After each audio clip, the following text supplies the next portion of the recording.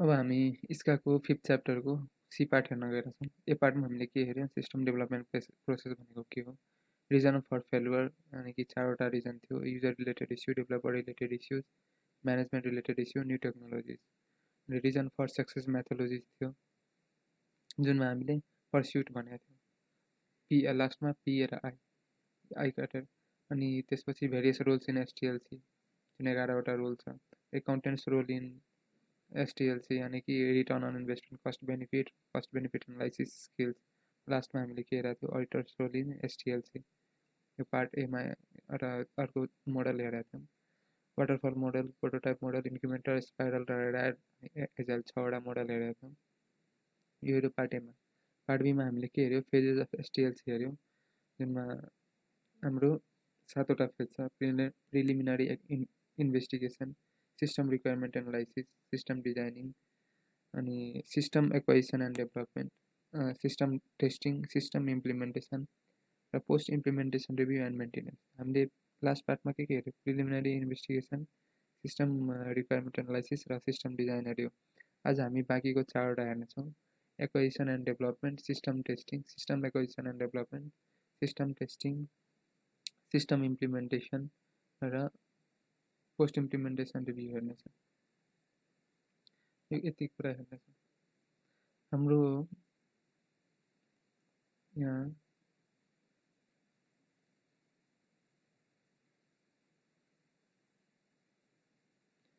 हेऱ्यो भने system acquisition and डेभलपमेन्टमा हेऱ्यो भने हाम्रो के छ, यहाँ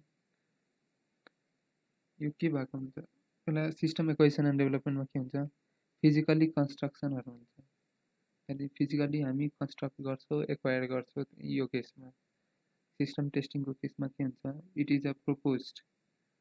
is a process use to identify correctness, completeness and quality of develop computer software. यसले के गर्छ, फाइन्ड गर्छ errors to minimise time and error, अनि त्यसपछि मिनिमाइज गर्छ टाइम एन्ड इफोर्ट। त्यसपछि it provide software reliability and quality, यसले software reliability and quality गर्छ। अनि त्यसपछि before implementation to avoid any errors various kind of testing हुन्छ, जस्तै unit testing, integration testing, system testing र फाइनल एक्सेप्टेन्स। त्यसपछि हाम्रो सिस्टमको इम्प्लिमेन्टेसन हुन्छ। इट इन्क्लुड्स यो यति कुराहरू, इट इन्क्लुड्स इक्विपमेन्ट इन्स्टलेसन। त्यसपछि हामी हेर्छौँ लास्टमा पोस्ट इम्प्लिमेन्टेसन रिभ्यू र त्यसको पार्टहरू। अब हामी सिस्टम एक्वाइजिसन एन्ड डेभलपमेन्ट हेर्न गइरहेका छौँ। यसमा 5वटा कुरा छ, acquiring system components from vendor, कसरी एक्वायर गर्ने, भेन्डरको प्रपोजल फर सफ्टवेयर एक्वाइजिसनलाई कसरी गर्ने, यसमा हार्डवेयरको कुरा गर्छौँ, यो सफ्टवेयरको कुरा गर्छौँ। त्यसै कन्ट्र्याक्ट भनेको, सफ्टवेयर लाइसेन्स भनेको के हो, कपिराइट भाइलेसन्स भनेको के हो। त्यसपछि हामी इभ्यालुएट गर्छौँ भेन्डर प्रपोजल फ्याक्टर्स र भ्यालिडेसन मेथडहरू। हो डाइरेक्ट हामी यहाँबाट सुरु गरौँ है। पहिला कुरा हामी त्यो सर्ट नोट्सबाट सुरु गरौँ। क्वेसन यस्तो आयो भने, write short notes on software and hardware acquisition भनेको के हो, अनि हामीले यो लेख्छौँ, after a system is design, system design भइसकेपछि either partially or fully design भएपछि the next phase of the system development start with relates to acquisition of hardware and software and services. हामीले डिजाइन गरिसकेपछि त्यसपछि हामी acquire गर्छौँ hardware, software र service भनेको कस्तो कस्तो मान्छे रिक्वायर्ड छ भनेर। हार्डवेयर एक्वाइजिसन गर्दा हामीले के हेर्नुपर्छ, in case of procuring such machinery such as machine tools, transportation equipment, air conditioning equipment etcetera, the management can normally rely on the time-tested selection techniques, and the objective selection area can be delegated to the technical specialist. The management depend upon vendor for support services, system design, education and training, etc. Management depend upon vendor for support services, के भइहाल्यो मेसिनमा भने, त्यसको system design, education and training, etc. and expansion of computer installation for almost an indefinite period को लागि.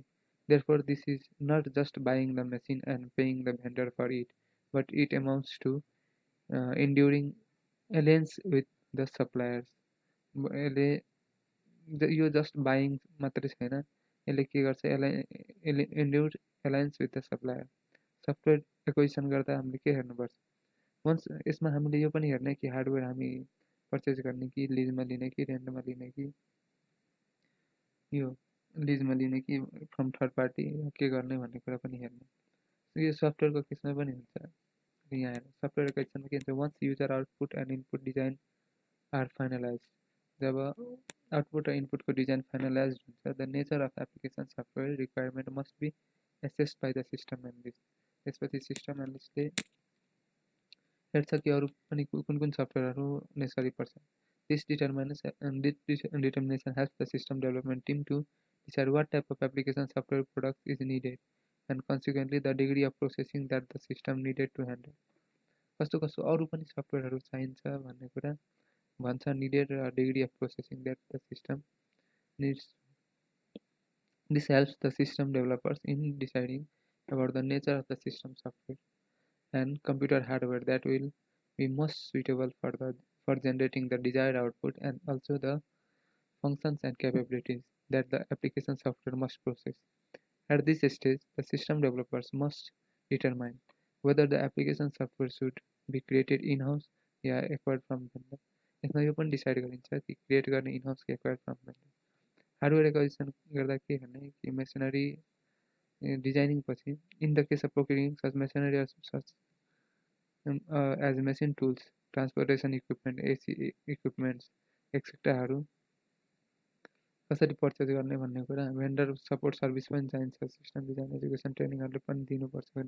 यो just एउटा purchase मात्रै हो, यो एउटा निर्भरता पनि हो। Enduring alliance with the supplier, software acquisition गर्दै बेला हामी के हेर्नु, once user output and input design are finalize, त्यसपछि अरू पनि सफ्टवेयरहरू चाहिन्छ। त्यसमा needed and consequently the degree of processing that system needs to handle. त्यसपछि डिजायर आउटपुट दिन्छ कि नै पनि हेर्ने, यो पनि डिसाइड गर्ने कि हामी इनहाउस बनाउने कि एक्वायर फ्रम भेन्डर गर्ने। यो भयो। त्यसपछि हामीले एक्चुअली यो पढौँ। क्वेसन के आउँछ, what is the system acquisition. System acquisition भनेको explain principle or standards related to system acquisition. System acquisition भनेको के हो र principle standard related to system एक्विजिसनहरू के हो। After a system is designed either partially or fully, the next phase of the system development starts which relates to acquisition of hardware, software and service। अघि हामीले कुरा गरिसक्यौँ। Management should establish acquisition standard that address the same security and reliability issues as development standard।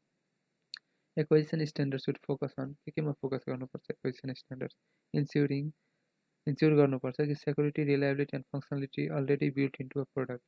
security, reliability and functionality already छ त्यहाँ inbuilt छ। ensuring managers complete appropriate vendor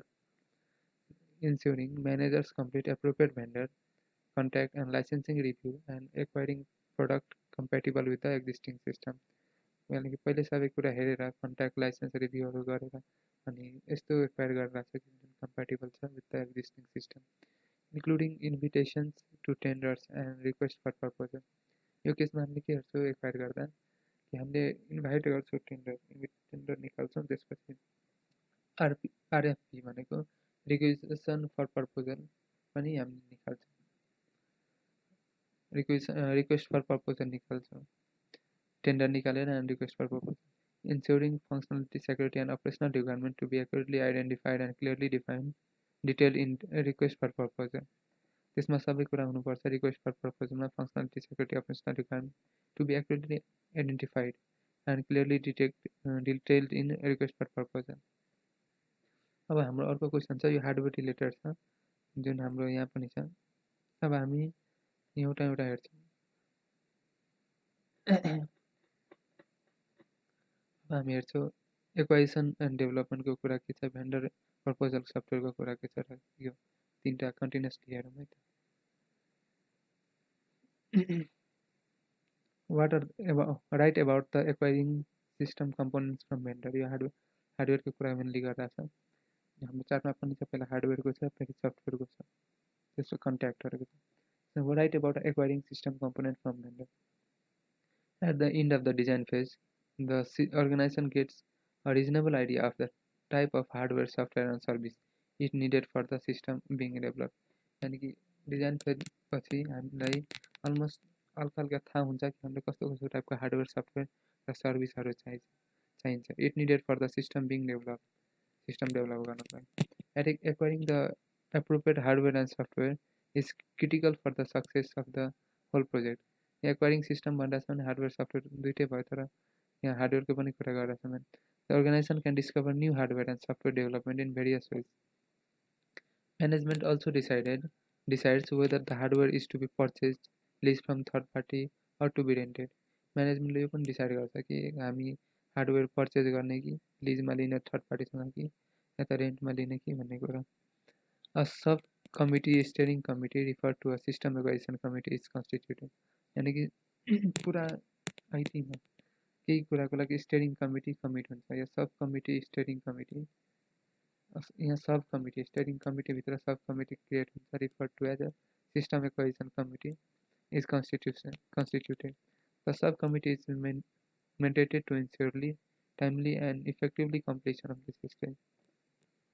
सब कमिटीलाई यानी कि system acquisition कमिटीलाई मेन्डेट गर्छ कि to ensure timely and effectively completion of this stage the next aspect is called request for proposal request RFP भनेको फ्रम भेन्डर अनि कि हामीले सबैलाई भन्छौँ कि ल हामीलाई रिक्वेस्ट पठा हामीमा टेन्डर भर भनेर कति कति पैसा राख्छ भनेर कोटेसन फिक्स गर भनेर भन्छ request for proposal from vendors this stage is one of the most critical phase for system acquisition as well defined RPF leads to best acquisition किनभने यो एउटा क्रिटिकल फेज छ किनभने रिक्वेस्ट फर प्रपोजलले आरएफपीले लिड गर्छ for better acquisition RFP means asking vendors to submit proposal for their requirement mentioned.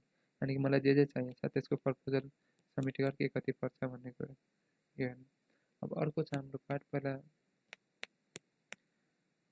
त्यो हेरौँ 43 अब हामीबाट हेरौँ सफ्टवेयरको त हामीले हेरौँ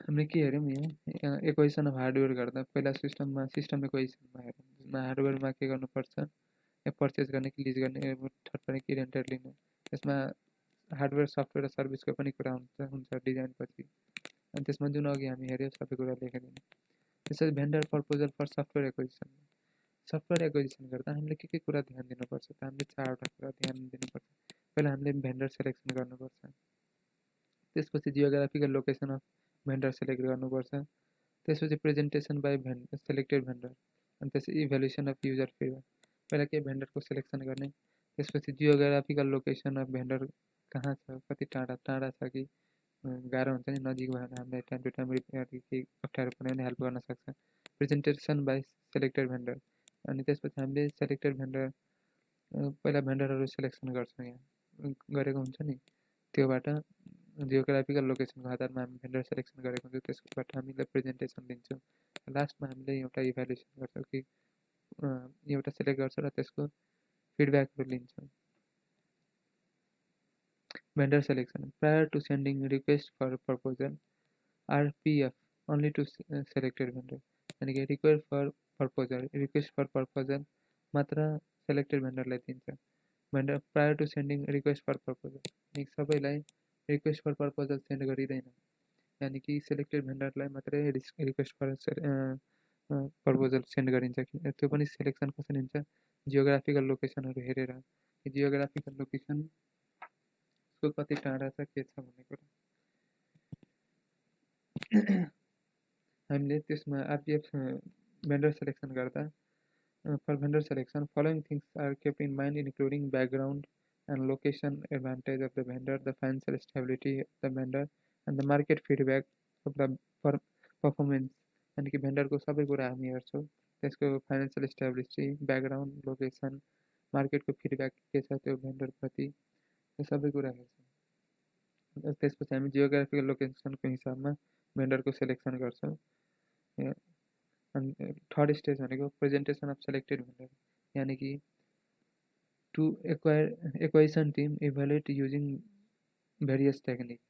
Presentation by selected vendorलाई प्रेजेन्टेसन दिन्छ एक्वाइजिसन टिमलाई अनि त्यहाँबाट हामीले इभ्यालुएट गर्ने युजिङ भेरियस टेक्निक्स लगाएर त्यसपछि लास्टमा के गर्ने evaluation of user feedback the best way to understand the vendors system is to analyze the feedback from present users. The present users can provide valuable feedback on system operation problem and vendor response to support का यानी कि evaluation of user feedback जुन हामी vendor select गरिरहेको छौँ त्यसको युजरहरूले कतिको feedback दिन्छ भन्ने कुरा हामी त्यहाँबाट रेस्पोन्स दिन्छ यानि कि चारवटा कुरा भयो भेन्डर प्रपोजलमा सफ्टवेयर एक्वाइजिसनको केसमा पहिला भेन्डर सेलेक्सन गर्छौँ त्यसपछि जियोग्राफिकल लोकेसन हेर्छौँ उनीहरूलाई सेलेक्टेड भेन्डरलाई मात्र यो रिक्वेस्ट फर प्रपोजल पठाउँछौँ यानि कि जताभावी सबैलाई ल सबैजना भयो अनि त्यसपछि presentation by selected vendors to acquisition team evaluating using various technique त्यसपछि इभ्यालुएसन अफ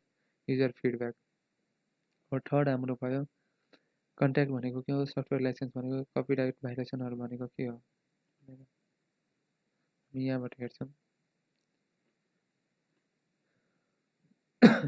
यो हामीले हेरिसक्यौँ हार्डवेयर एक्विजिसन सफ्टवेयर एक्विजिसन भनेको के हो त्यसै write short notes on contracts software license and copyright violation contracts भनेको contracts between an organization and software vendor should clearly describe the right and responsibility of the parties to be to the contract अनि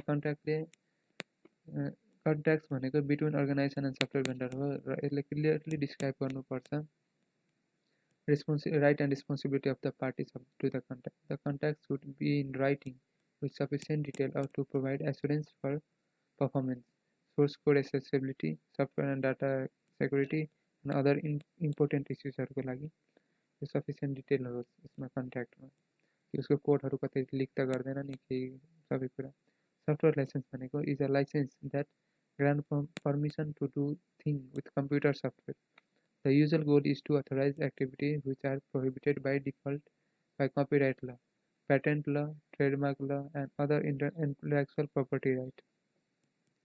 The reasons for license essentially is virtually all the intellectual property laws were enacted to encourage and disclosure of intellectual property. यानी software license में के हुन्छ जस्तै tally यो यतिकै default use गर्न पाउँदैन तर हामी लाइसेन्स दियो भने यसले के गर्छ ग्रान्ट गर्छ परमिसन कि हामीले लिगली वेमा युज गर्न सकौँ नर्मली के हुन्छ सफ्टवेयर लाइसेन्सहरू प्रोहिबिटेड हुन्छ by default by copyright law patent law trademark law and any other intellectual property लहरू त्यो भएर हामी सफ्टवेयर लाइसेन्सबाट हामी पर्मिसन लिन्छौँ कपिराइट ल भनेको protect proprietary as well as open source software copyright लजहरूले के गर्छ प्रोटेक्ट गर्छ proprietary as well as open source software. The use of unlicensed software or violation of license agreement expose organization to possible litigation. If कसैले violet गर्यो भने त्यसलाई possible लिटिगेसनसम्म ल्याउँछ अब अर्को हामीले तिनटै हेऱ्यौँ हामीले के हेऱ्यौँ एक्विजिसन अफ सिस्टम पनि हेऱ्यो जुनमा हार्डवेयर पनि कभर थियो अब भेन्डर प्रपोजल सफ्टवेयर एक्विजिसन पनि हेऱ्यौँ जुनमा भेन्डर सेलेक्सन गर्छौँ जियोग्राफिकल लोकेसन अफ भेन्डरको बेसिसमा प्रेजेन्टेसन बाई सेलेक्टेड भेन्डर र इभ्यालुएसन अफ युजर फिडब्याक त्यसपछि हामी कन्ट्याक्ट सफ्टवेयर लाइसेन्स हेऱ्यौँ contract software license copyright violation यो हेऱ्यौँ अब evaluation of vendor proposal factor अब हामी हेर्दै यो इम्पोर्टेन्ट छ हाम्रो इक्जामको लागि यो अब यो तिनटै कुरा हाम्रो इक्जामको लागि इम्पोर्टेन्ट छ evaluation of vendor proposal factor त्यसपछि भ्यालिडेसन मेथड के हो कसरी भेन्डर चेन्ज गर्ने भनेको भ्यालिडेसन मेथड र लास्टमा characteristic of good coding system के त्यो लास्टमा भने प्रोग्राम डिबगिङको चारवटा स्टेप के हो या के हो प्रोग्राम डिबगिङ भनेको अब इभ्यालुएसन अफ भेन्डर प्रपोजल हामी हेर्छौँ यसमा हामीले के कुरा गर्यौँ evaluation of vendor प्रपोजलमा पिसिएमको CV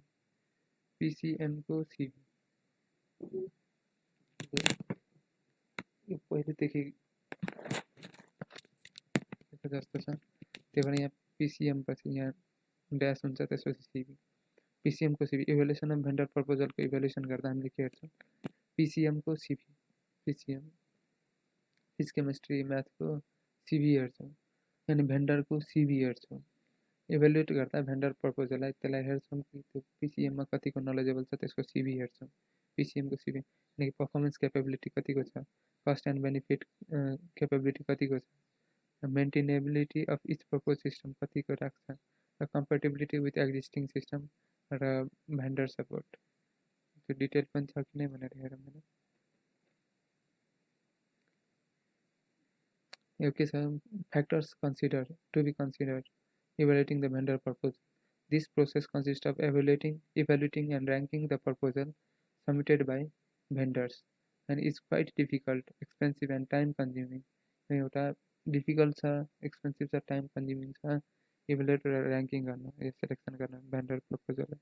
but in any case it has to be gone through, यानि कि तर हरेक केसमा यो गर्नै पर्छ। The problem is made difficult by the fact that vendor would be offering a variety of configuration. The factor have to be considered towards rigorous evaluation. अनि यो कुरा हामी हेर्नै पर्छ। पिसिएम को सिभी पिसिएम को सिभी हाम्रो छ, हामी भेन्डरसँग पिसिएम को सिभी माग्छौँ। अनि performance capability cost and performance capability of each propose system in relation to its cost, कि performance capability of each propose system in relation to cost, यानि कतिको त्यसले पर्फर्मेन्स दिन सक्छ भन्ने कुरा।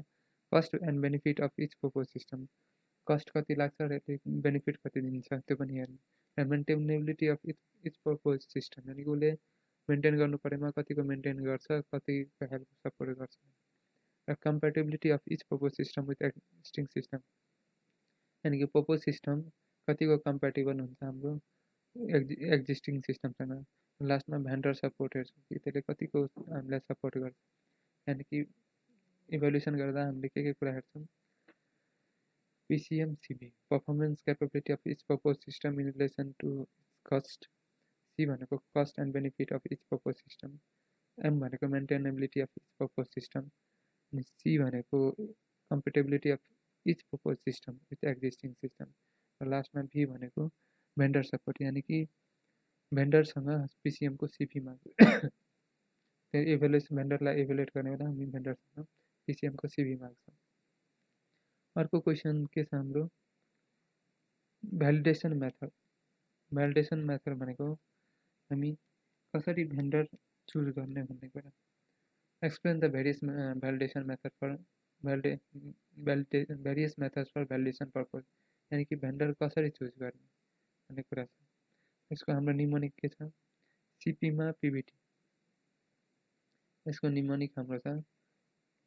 त्यस हाम्रो यो इभ्यालुएसन फर भेन्डर प्रपोजल भयो पिसिएममा सिभी, यानि कि performance capability of each propose system, cost and बेनिफिटको हामी हेर्छौँ क्यापेबिलिटी कतिको छ, maintainability of each propose system, compatibility with existing system, vendor support.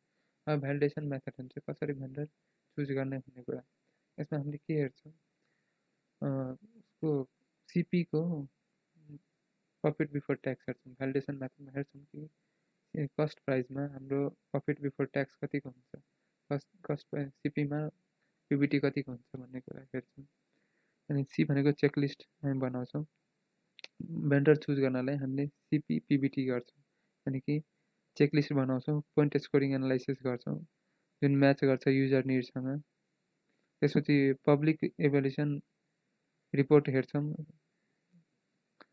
Survival consistency हेर्छ, पब्लिक इभ्यालुएसन रिपोर्ट हेर्छ, त्यसपछि benchmarking problem, vendor proposal हेर्छौँ, त्यसपछि टेस्टिङ प्रब्लम हेर्छौँ। यो डिटेलबाट हेरौँ एकचोटि। Explain various method for validating the proposal, अनि करेन्ट प्रफिटको पिबिटी निकाल्ने, करेन्ट प्रफिटको पिबिटी निकाल्ने। सी भनेको चेकलिस्ट, पी भनेको पोइन्ट स्कोरिङ एनालाइसिस, पी भनेको पब्लिक इभ्यालुएसन रिपोर्ट, बी भनेको benchmarking problem for vendors proposal, र टी भनेको टेस्ट प्रब्लम। यानि कि हामीले करेन्ट प्रफिटको पिबिटी निकाल्ने, कसरी भ्यालिडेटिङ उसको चुज गर्दा, प्रपोजल चुज गर्दा हामी करेन्ट प्रफिटको पिबिटी निकाल्ने कि कतिको पर्छ भन्ने। यसको कसरी हामी लेख्ने, यो इक्जाममा आउन सक्छ। Mandatory requirements would constitute covering criteria in that if a vendor fails to meet them, he would be screened out with any future consideration. The desirable characteristics would surely be more difficult to evaluate because the vendors may ignore them or offer several alternatives. यानि कि पहिला उसको character पहिला हेरेन भने पछि के हुन उसले इग्नोर गर्न सक्छ अफर सेभरल अल्टरनेटिभ हुन सक्छ the criteria may be listed in descending order of importance. Descending पहिला more important, less less. After having established and ranking the criteria, next comes to the question of validating the vendor's proposal against this. जब ranking गरिसकेपछि establish and ranking गरेपछि अर्को आउँछ question of validation कतिको हामीलाई support गर्छ हामी कसरी चुज गर्ने the method selected by the may be simple or sophisticated one. Large organization would naturally tend to adopt sophisticated and objective approach. लार्जहरूले सिम्पल चुज गर्न सफिस्टिकेटेड र अब्जेक्टिभ एप्रोच किनभने छिटो अरूले कपी गर्न नसक्छ the following are some of the validation method validation मेथडहरू के हो करेन्ट प्रफिटको पिबिटी नहोस् पिबिटी निकाल्ने भ्यालिडेसन पर्पजमा करेन्ट प्रफिटको पिबिटी निकाल्ने यानि कि चेकलिस्ट पी भनेको पोइन्ट स्कोर एनालाइसिस अर्को पी भनेको पब्लिक इभ्यालुएसन रिपोर्ट त्यसपछि बी भनेको बेन्चमार्किङ प्रब्लम विथ भेन्डर प्रपोजल र टी भनेको टेस्ट प्रब्लम हामीले यो यति कुरा हेर्ने चेकलिस्टमा हामीले के हेर्छौँ it is the most simple and rather a subjective method for validation and evaluation. Your subjective methods for validation and evaluation. The various criteria are put in checklist in the forms of suitable question against which response of the various vendors are validated. For example, support service checklist may have parameters like performance, system development, maintenance, conversion, training, backup, proximity, hardware and software. यो software service चेकलिस्टमा हामी यो सोच्छौँ कि कहाँ कहाँ हामीलाई service दिन सक्छ भने यो एउटा it is the most simple and rather subjective method for validation in the form of suitable question हामी क्वेसन सोधेर चेकलिस्टबाट हामीले सोध्छौँ कहाँ कहाँ हामीलाई इक्जाम्पलमा सपोर्ट सर्भिस दिन्छ भनेर अर्को हामीले के गर्न सक्छौँ पोइन्ट स्कोरिङ एनालाइसिस गर्न पहिला चेकलिस्ट बनाएर हामीले सोध्छौँ कि कतिको फ्लेक्सिबल छ हाम्रो के के कुराहरू हेर्छौँ भने त्यसपछि पोइन्ट स्कोरिङ एनालाइसिस भनेको अर्को मेथड हो यो के हो point scoring analysis in vendor evaluation point scoring कि कसैले कति पोइन्ट दिइरहेको छ यसलाई point scoring analysis provides an objective method of selecting final system जस्तै एप्लिकेसनहरूको यति 3 स्टार 4 स्टार दिएर हुन्छ नि त्यस्तै point scoring analysis provides an objective method of selecting a final system There are no absolute rules in the selection process. Only guidelines for matching users' needs with software capabilities. There are no absolute rules in the selection of process. Only guidelines for matching user needs with software capabilities. त्यस्तो खासै एउटा कुनै rule छैन तर यति मात्रै हो guidelines कि म्याच गर्नु पर्यो युजरको निड्ससँग with software capability Thus, even for a small business, the evaluators must consider such issue as the company's data processing needs, its in-house computer skills, vendor reputation, software costs, and so forth. हामीले यति हेर्छौँ सानोले पनि यही हेर्छ match गर्नु पर्यो evaluate गर्छौँ computer data processing needs हाम्रो इन-हाउस स्किल कम्प्युटर स्किल कस्तो छ भेन्डरको रेपुटेसन कस्तो छ सफ्टवेयरको कस्ट कति पर्न जान्छ यही कुराहरू अर्को भनेको पब्लिक इभ्यालुएसन रिपोर्टहरू हेर्छौँ हामी several consultancy agency compare and contrast the hardware and software performance for various manufacturers and publish their reports in their यानि कि पब्लिक इभ्यालुएसन रिपोर्ट भनेको त्यहाँ थुप्रै कन्सल्टेन्सीहरू छ जुन पार्टिकुलर भेन्डरको रिभ्यू दिन्छ त्यसमा रिपोर्ट दिन्छ कि कसको पर्फर्मेन्स कस्तो छ भन्ने कुरा त्यो बेसिसमा पनि हामी किन्न सकिन्छ Several consultancy agencies compare and contrast the hardware and software performance for various manufacturers and publish their reports in this regard. This method has been frequently and usefully employed by several buyers in the past. For those criteria, however, where published reports are not available, resort would have to be made to other methods of validation. This method is particularly useful where the buying staff has inadequate knowledge of computer facts. This method is particularly useful where the buying staff has inadequate knowledge of computer facts. बेन्चमार्किङ भनेको बेन्चमार्किङ problem अब पिबिटीमा point scoring हेऱ्यौँ के हेऱ्यौँ checklist हेऱ्यौँ point scoring analysis हेऱ्यौँ public evaluation report पनि हेऱ्यौँ अब के हेरिरहेको छ benchmarking problem from vendors proposal र लास्टमा टेस्ट प्रब्लम हेर्छौँ benchmarking problem for vendors proposal are sample programs that represent यो चाहिँ एउटा स्याम्पल प्रोग्राम हो that represent actual processing workload or at least a part of buyer's primary computer workload and include current application program. Current application program or new programs that have been designed to represent progress needs. And एउटा benchmarking problem for vendors proposal भनेको एउटा sample program बनाएर represent गरिन्छ कि यस्तो workload हुन्छ यस्तो यस्तो कुरा हुन्छ that is benchmarking problem are oriented towards testing whether a computer offered by the vendor meets the requirement of the job on hand of the buyer. अनि एउटा पहिला स्याम्पल प्रोग्राम डेभलप गरिन्छ त्यसपछि टेस्ट गरिन्छ whether a computer offered by the vendor meets the requirements of the job on hand of the buyer. त्यसपछि test problem हामीले हेर्छौँ test problem disagreed the actual job mix and are devised to test the true capabilities of a hardware, software, and system. A test problem disagree the actual job mix and are devised to test the true capability. Test गर्छौँ true capabilities of the hardware and software. अर्को हाम्रो next question के छ भन्नाले validation पछि characteristics of good coding यसलाई चार्टमा हेरौँ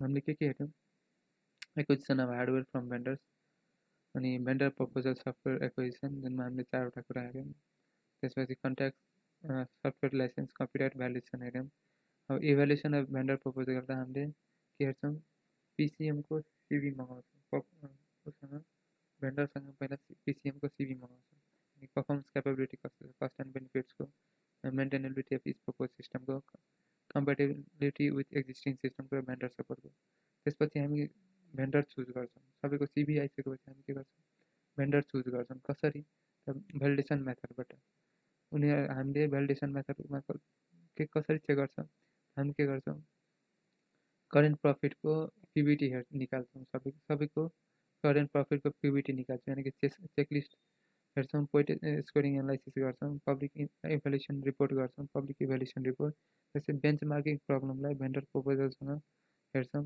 त्यसपछि टेस्ट गर्छौँ प्रब्लमहरू टेस्ट गर्छ true capabilities of the hardware software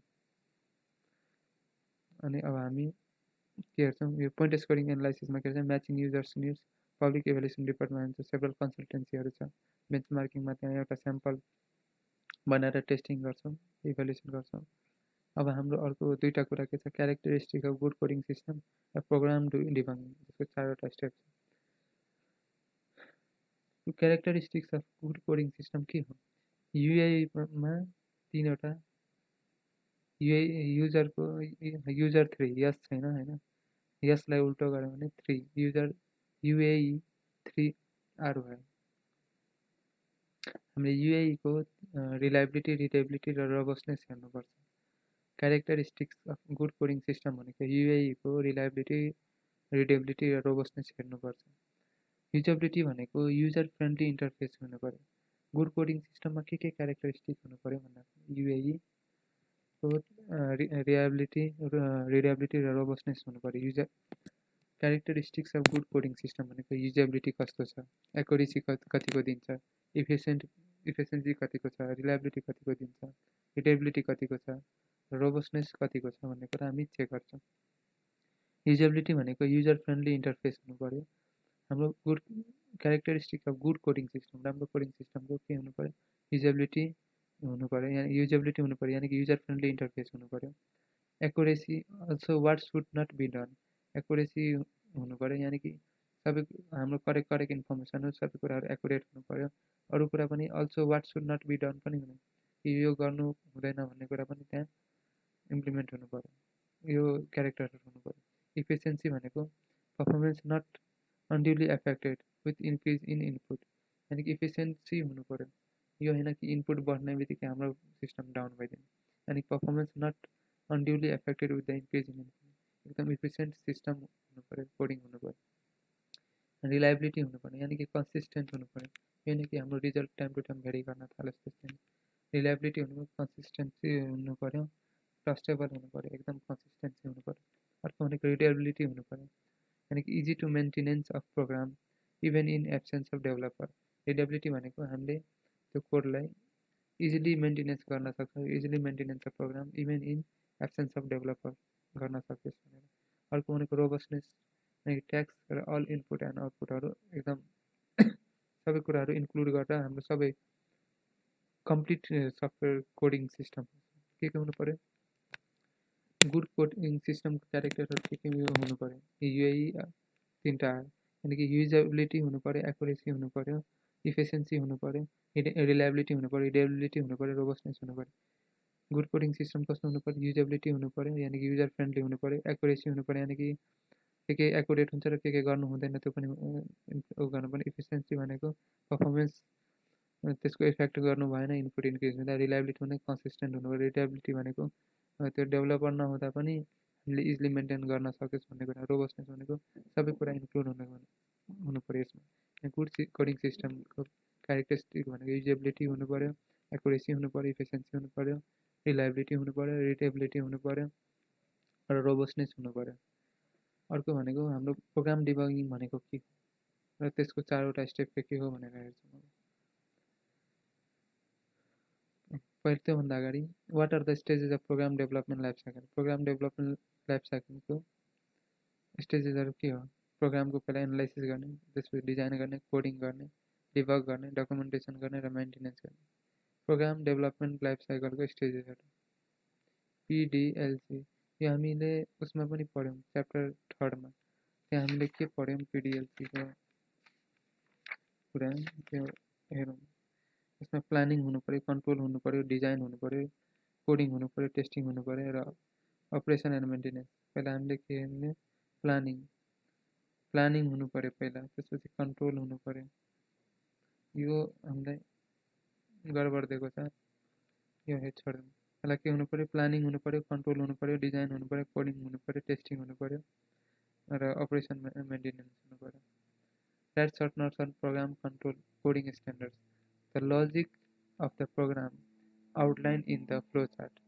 Program coding standard भनेको the logic of the program outlined in the flowchart is converted into program statement or instruction at this stage. For each language, there are specific rules regarding format or syntax. Syntax means vocabulary, punctuation, and grammatical rules for particular programming language. Different programmers may write a program using different sets of instructions, but each giving the same rules. Different programming may write a program using different sets of instructions, but each giving the same rules. Therefore, the coding standards are defined, which serves as a method of communication between teams, among the team members and user. Thus, working as a good control, coding standard minimize the system development setbacks due to programmer turnover. Coding standards provide simplicity, efficient utilization of storage, and least processing time. अब हाम्रो what are programming language? Programming language भनेको के हो? Application program are coded on the form of statement or instruction, and the same is converted by the compiler to binary machine for the computer to understand and execution. यानी कि statement instructionहरू convert हुन्छ binary system यानी कि machine language form. The programming language commonly used are high level language, object oriented language, script language, decision support or expert system language. यो 4वटा ल्याङ्ग्वेजहरू के हुन्छ। High level ल्याङ्ग्वेजमा भनेको high level general purpose programming language such as COBOL or C language. High level भनेको COBOL या C language. Object oriented language भनेको C plus plus, जाभाहरू भयो। स्क्रिप्ट ल्याङ्ग्वेज भनेको जाभा स्क्रिप्ट या VP script. Object oriented C plus plus Java र script language भनेको JavaScript VB script. Decision support र expert language are Prolog. Choice of programming language. The most important criteria on basis of which the language to be used should be decided on. Sir, choose गर्ने programming language. त्यो decide गर्ने on the basis of application area. Application area कस्तो छ? algorithm complexities, environment in which software has to be executed, performance consideration, data structure complexity कतिको छ, performance यानी कि basic application area कुन छ, एल्गोरिथम कतिको कम्प्लेक्स छ, environment in which software has to be executed, performance consideration कतिको चाहियो, डाटा स्ट्रक्चर कम्प्लेक्स कतिको छ, knowledge of software development staff कतिको छ, उसलाई capability of in house staff for maintenance कतिको गर्न सकिन्छ। अब हामी अर्को पार्टमा हेर्छौँ कि प्रोग्राम डिबगिङ भनेको के हो। The process of debugging program refers to correcting programming language. Debugging भनेको इरर निकालेर त्यसलाई करेक्ट गर्नु, refers to correcting programming language syntax and diagnostic errors so that program compiles cleanly। यानी कि इररहरू डिबग गरेर त्यसलाई करेक्ट गर्नु प्रोग्राम डिबगिङका। क्लीन कम्पाइल मिन्स अनि compiles cleanly गर्नु। A clean compile means that the program can be successfully converted from the source code written by the programmer into machine level language। Clean compile means the program can be successfully converted from the source code written by the programmer into machine level instruction। Once the programmer achieves clean compile, the programmer is ready for structure walkthrough। यानी कि जब clean प्रोग्रामिङलाई achieve गर्छ, clean compile, the program is ready to for structure walkthrough, यानी कि start हुन ready हुन्छ काम गर्न। Debugging consist of 4 steps. Debugging consist of 4वटा स्टेप्स। डिबगिङले 4वटा स्टेप गर्छ, यानी कि input the source program of to the compiler, inputting the source program to the compiler, यसले के गर्छ, इनपुटिङ गर्छ the source program to the compiler. त्यसपछि letting the compiler find error in the program, त्यसपछि correcting lines of the codes that are in error and resubmitting the corrected source program as input. डिबगिङको 4वटा step के छ, पहिला के छ, source program, inputting the source program to the compiler, यानी कि पहिला सोर्स प्रोग्राम इनपुट गर्छ कम्पाइलरमा, त्यसपछि letting the compiler find error, त्यसपछि कम्पाइलरलाई छोडिदिन्छ यत्तिकै कि ल इरर फाइन्ड गर्यो प्रोग्रामभित्र। त्यसपछि correcting lines of the code that are in error, त्यसपछि इरर फाइन्ड गरेपछि त्यसपछि हामीले त्यो लाइनलाई करेक्ट गर्छौँ त्यो कोडलाई। त्यसपछि करेक्ट गरिसकेपछि resubmitting the corrected source program as input to the compiler, त्यसपछि हामी करेक्टेड कोडलाई हामीले प्रोग्राममा इनपुट गर्छ टु द कम्पाइलर। यानी ठिकै कुरा भयो, inputting the source program to the compiler, letting the compiler find errors in the program, correcting lines of the codes that are in error, and लास्टमा resubmitting the corrected source program as input to the compiler. अब हाम्रो यो phase सक्यो, अब testing phase आउँछ। यानी कि हामीले के हेर्यौँ, acquisition of hardware from vendor हेऱ्यौँ, भेन्डर प्रपोजल सफ्टवेयर एक्विजिसन हेऱ्यौँ, अनि 4वटा, त्यसपछि contract software license copyright violation हेऱ्यौँ, evaluation of vendor proposal factor गऱ्यौँ, भेन्डरको प्रपोजल फ्याक्टर इभ्यालुएट गऱ्यौँ कसरी, त्यसमा पिसिएमको सिबी मगाएर हेऱ्यौँ, अनि के performance capability, cost and benefit, manipulation each proposal system, maintainability of each proposal system, compatibility with existing system, maintainability compatibility याद राख्ने, लास्टमा भेन्डर सपोर्ट। भ्यालिडेसन मेथडमा अब हामीले प्रपोजल लिएपछि, सिबी मागेपछि, त्यसपछि हामीले भेन्डर सेलेक्ट गर्नु पऱ्यो। त्यो कसरी गर्ने, हामीले हेर्छौँ करेन्ट प्रफिटको पिबिटी निकाल्छौँ। करेन्ट प्रफिट भनेको checklist, point scoring analysis, public evaluation report, benchmarking problem, vendor proposal, test प्रब्लमहरू थियो। अनि सिपी करेन्ट प्रफिटको पिबिटी निकालेर अनि त्यसपछि हेर्छौँ कि characteristics of good coding system के हो, युजेबिलिटी हो, युजेबिलिटी छ कि नै, एकुरेसी छ कि नै, इफिसियन्सी कतिको छ, रिलायबिलिटी कतिको छ, रिलायबिलिटी कतिको छ, रोबस्टनेस कतिको छ हेर्छौँ। त्यसपछि लास्टमा के गर्छ, प्रोग्राम डिबगिङ गर्छ। प्रोग्राम डिबगिङ भनेको इरर फाइन्ड गरेर त्यसलाई डिबग गरेर त्यसलाई करेक्ट गर्नु हो। अनि त्यसको 4वटा स्टेप छ, इनपुटिङ, पहिला इनपुटिङ गर्छ सोर्स प्रोग्राम टु कम्पाइलर, त्यसपछि के गर्छ, कम्पाइलरले के गर्छ, फाइन्ड गर्छ इरर, त्यसपछि के गर्छ, करेक्ट गर्छ जुन इरर लाइनहरू फाइन्ड गरेको, त्यसपछि रिसबमिट गर्छ करेक्ट प्रोग्राम सोर्स। यीहरू मेजर फ्याक्टर हो। अब हामी अर्को हेर्छौँ, सिस्टम टेस्टिङ भनेको के हो। अब सिस्टम टेस्टिङको बारेमा हेर्छौँ। त्यसपछि सिस्टम इम्प्लिमेन्टेसन, त्यसपछि post implementation review.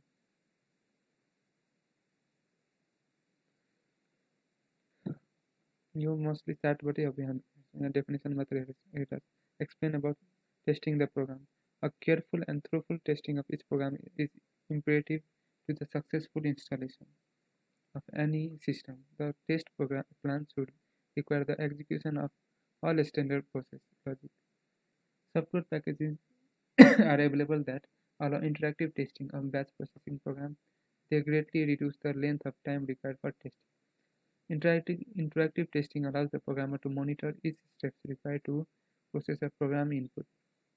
If a problem in program logic flow is discovered, the programmer can stop the execution of the program, correct the problem, and have the program resume processing at the point just prior to the interruption. टेस्टिङमा हामीले के गर्छौँ अर्को कुरा, यो before implementation हामीले avoid गर्नलाई अनि इररहरू avoid गर्नलाई हामी टेस्टिङ गर्छौँ. It is a process use to identify correctness, completeness and quality of the developer computer software and finds error, minimize time and effort र it provide software reliability and quality. यो कुराहरू हो. हामीले त्यो चार्टबाट पनि हेर्ने. Write about program documentation. Program documentation is the writing of narrative procedures and instruction for people who will use software is done through the program lifecycle. Manager and user should carefully review document in order to ensure that the software and system behave as the documentation indicated. If they do not, documentation should be revised.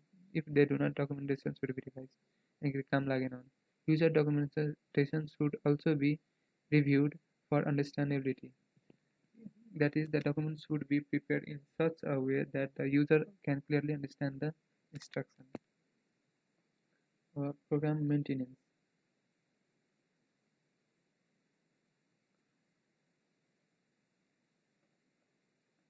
Program debugging and program maintenance भनेको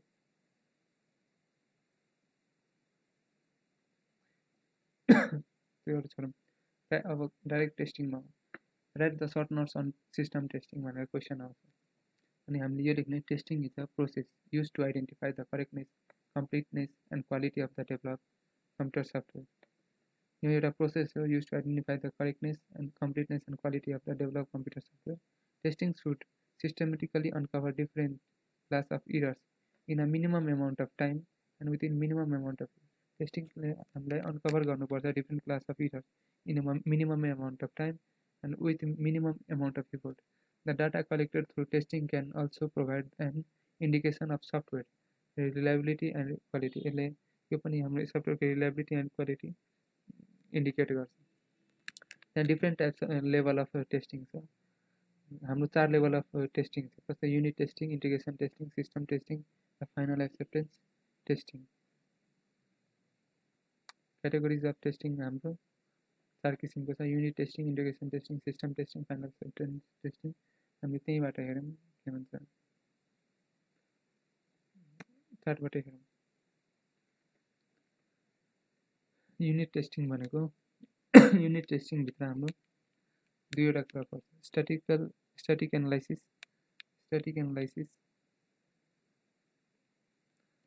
लास्टमा सबै लेखेको थियो.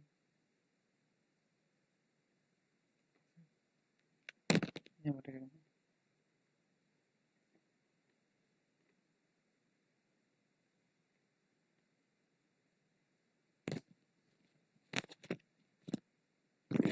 System टेस्टिङको definition हामी हेऱ्यो. यसमा 4वटा छ. Unit testing, integration testing, system testing र फाइनल एक्सेप्टेन्स.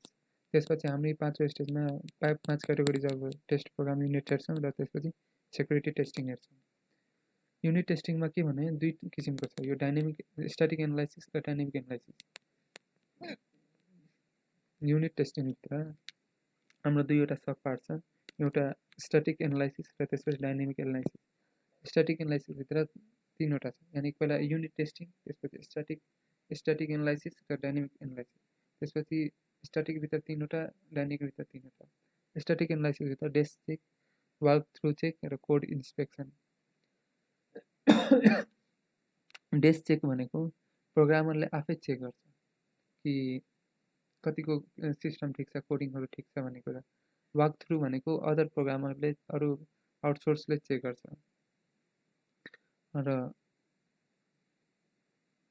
कोड इन्स्पेक्सन भनेको हाम्रो फर्मल कमिटीले चेक गर्छ, एउटा कुनै पार्टिकुलर कमिटीले चेक गर्छ कि कोड इन्स्पेक्सनहरू कस्तो छ। पहिला सिस्टम टेस्टिङ कसरी गर्ने, यो सिस्टम टेस्ट कोड मात्रै होइन, यो ओभरअल सिस्टम टेस्टिङ हो। यसमा दुईवटा युनिट, पहिला 4 टाइपको छ, unit testing, integration testing, system testing र फाइनल सिस्टम। युनिट टेस्टिङमा दुई किसिमको छ, एउटा स्ट्याटिक एनालाइसिस, त्यसपछि डाइनामिक एनालाइसिस। जसमा तिनवटा छ। स्ट्याटिकमा के छ, desk check, walk through check र कोड इन्स्पेक्सन। डेस्क चेकमा के गर्छ, प्रोग्रामर आफैले चेक गर्छ कि कतिको ठिक छ बन्यो भनेर सफ्टवेयर। त्यसपछि वाक थ्रु भनेको अदर प्रोग्रामरले चेक गर्छ। त्यसपछि कोड इन्स्पेक्सन हुन्छ। कोड इन्स्पेक्सन भनेको एउटा फर्मल कमिटीले चेक गर्छ। डेस्क चेकमा आफैले चेक गर्छ, वाक थ्रुमा अरूले चेक गर्छ, कोड इन्स्पेक्सनमा एउटा कमिटीले चेक गर्छ। त्यसपछि अर्को पार्टमा डाइनामिक एनालाइसिसमा के छ, black box analysis, white box analysis र ग्रे बक्स एनालाइसिस। यानि कि black box, white box, grey box. यसमा के हुन्छ, ब्ल्याक बक्समा testing functionality without looking internal code. Black बक्समा के हेर्छ, माथिको सफ्टवेयर मात्रै काम कसरी गरिरहेको छ त्यो हेर्छ। Testing functionality without looking internal code हेर्दैन यसमा। व्हाइट बक्समा के हुन्छ, व्हाइट बक्स टेस्टिङमा के हुन्छ, यसले के गर्छ, इन्टरनल स्ट्रक्चर हेर्छ। इन्टरनल स्ट्रक्चर हेर्छ, internal structure require professional skills to identify. यसमा व्हाइट बक्समा टेस्ट गर्नलाई, व्हाइट बक्स एनालाइसिस गर्नलाई require professional skills to identify. यो के गर्छ, व्हाइट बक्समा, व्हाइट बक्स भनेको क्लियर बक्स हो, जो ओपन बक्स हो, ग्लास बक्स मेथड हो। यसमा तिनवटा मेथड छ, क्लियर बक्स, ओपन बक्स र glass box. Clear box, open box र ग्लास बक्स, तिनवटा मेथड छ white box. Open box, clear box, open box र ग्लास बक्स। लास्टमा ग्रे बक्स भनेको यसले लिमिटेड टेस्ट गर्छ, अन्ली जहाँ डाउट लागेको हुन्छ नि, त्यहाँ ग्रे एरिया भन्छ नि, जहाँ डाउट लागेको हुन्छ त्यस्तै लिमिटेड टेस्ट गर्छ। यानि कि हाम्रो 4वटा सिस्टममा टेस्टिङमध्ये युनिट टेस्टिङमा दुईवटा पार्ट छ, स्ट्याटिक एनालाइसिस र डाइनामिक एनालाइसिस। स्ट्याटिक एनालाइसिस र डाइनामिक। स्ट्याटिक एनालाइसिस त desk check, walk through check र कोड इन्स्पेक्सन हुन्छ। र डाइनामिक एनालाइसिस त ब्ल्याक बक्स, व्हाइट बक्स र ग्रे बक्स हुन्छ। स्ट्याटिकभित्र के भने, डेस्क चेक भनेको प्रोग्राम हिमसेपले, वाक थ्रुमा अरू प्रोग्रामले, कोड इन्स्पेक्सनमा फर्मल कमिटीले चेक गर्छ। ब्ल्याक बक्समा के हुन्छ, टेस्टिङ फङ्सनालिटी। यसमा टेस्टिङ फङ्सनालिटी भनेको यो without looking into internal code. Black बक्समा इन्टरनल कोड हेर्दैन। व्हाइट बक्समा भनेको इन्टरनल स्ट्रक्चर हेर्छ, कोड हेर्छ। यसमा स्पेसिफिक प्रोफेसनल स्किल चाहिन्छ टु आइडेन्टिफाई द्याट कोड। यसमा 3 मेथडले चेक गरिन्छ, क्लियर बक्स, ओपन बक्स र glass box. Clear box, open box, glass box तरिकाले। अर्को ग्रे बक्स भनेको लिमिट टेस्ट मात्रै गर्छ, जहाँ डाउट मात्रै लागेको हुन्छ, डाउट लागेको एरिया मात्रै चेक गर्छ। यो भयो हाम्रो इन्टिग्रेसन टेस्टिङ। अब अर्को टेस्टिङ भनेको इन्टिग्रेसन टेस्टिङ। इन्टिग्रेसन टेस्टिङमा हाम्रो इन्टिग्रेसन टेस्टिङ भनेको कम्बाइन टेस्टिङ। इन्टिग्रेसन टेस्टिङ भनेको मोडुल कम्बाइन गरेर अनि टेस्ट गर्ने। यसमा हाम्रो 3 तरिका छ, bottom up testing, top to down testing या regression analysis. Bottom up testing भनेको पहिला युनिट टेस्ट गर्छ, त्यसपछि सब सिस्टम, पहिला छुटको पार्ट हेर्छ, त्यसपछि त्योभन्दा ठुलो सब सिस्टम, त्यसपछि इन्टायर, यानि कि पहिला अपरेसन, त्यसपछि डिपार्टमेन्ट, त्यसपछि as a company as a whole, entire. र टप टु बटमबाट के हेर्छ, पहिला पुरा सफ्टवेयर कतिको फङ्सन गरिरहेको छ त्यो हेर्छ, त्यसपछि कहाँ गडबड आइरहेको छ त्यो सब सिस्टममा हेर्छ, त्यो सब सिस्टम पछि युनिटमा जान्छ। अनि थर्ड भनेको हाम्रो रिग्रेसन एनालाइसिस भनेको वेन न्यू मेसिन एडेड। जब रिग्रेसन एनालाइसिस भनेको जब वेन न्यू मेसिन एड हुन्छ, अनि त्यसपछि हामीले इन्स्योर गर्छौँ कि चेन्जेस कतिको हुन्छ,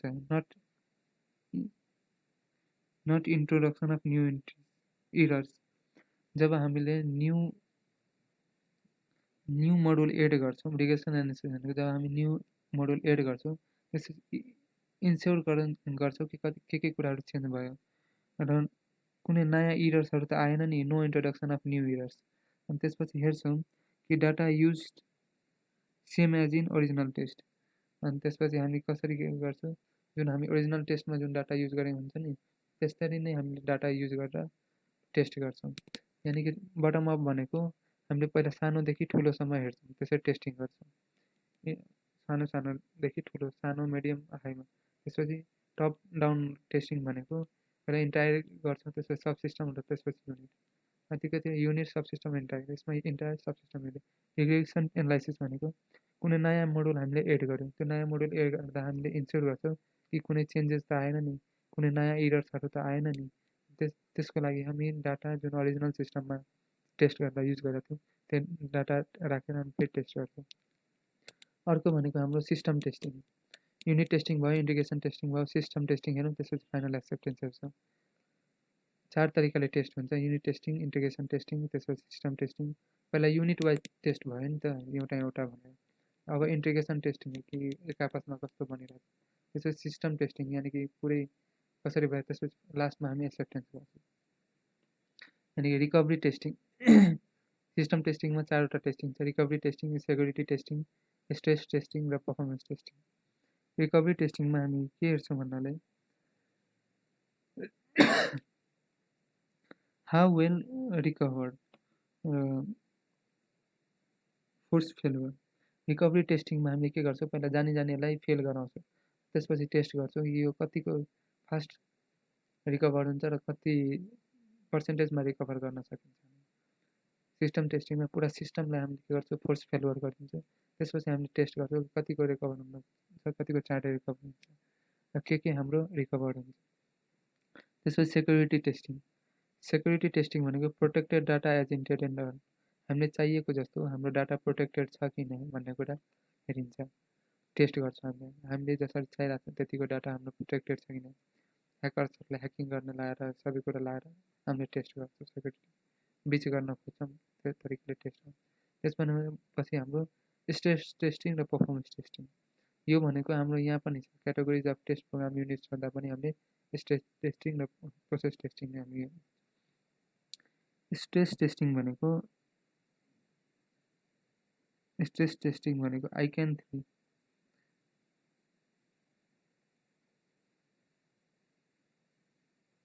यो सेक्युरिटी टेस्टिङ होइन, यो स्ट्रेस टेस्टिङ भनेको आई क्यान 3 हो, जुन भनेको इन्टिग्रिटी, कन्फिडेन्सियलिटी, अथेन्टिकेसन, अथराइजेसन र non repudiation. ICAN non reputation.